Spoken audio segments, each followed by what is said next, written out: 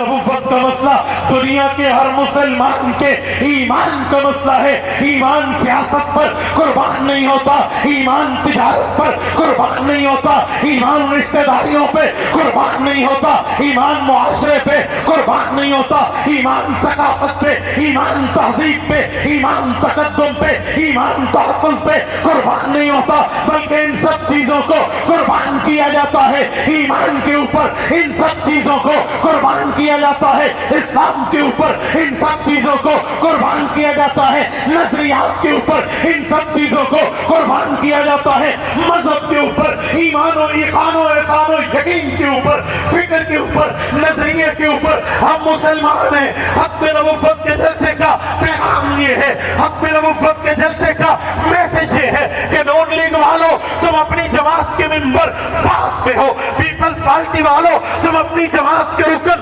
بات پہ ہو, P T I والوں تم اپنی جماعت کے کارکن بات پہ ہو, ایم کیو ایم کے دوستوں تم اپنی جماعت کے رکن بات پہ ہو. کسی اور لسانی صوبائی جماعت کے لوگوں تمہاری صوبائیت, تمہاری لسانیت بات پہ ہے. ہم پہلے مسلمان ہیں, پہلے حضور کے وفادار ہیں, پہلے حضور کے حبدار ہیں, پہلے حضور کے تابع دار ہیں, پہلے حضور کے دلدار ہیں. ہم یہاں پر صرف بیان کے لیے نہیں بیٹھے, صرف ممبر پہ نہیں بیٹھے, ہم اپنے مورچے میں لڑ رہے ہوتے ہیں.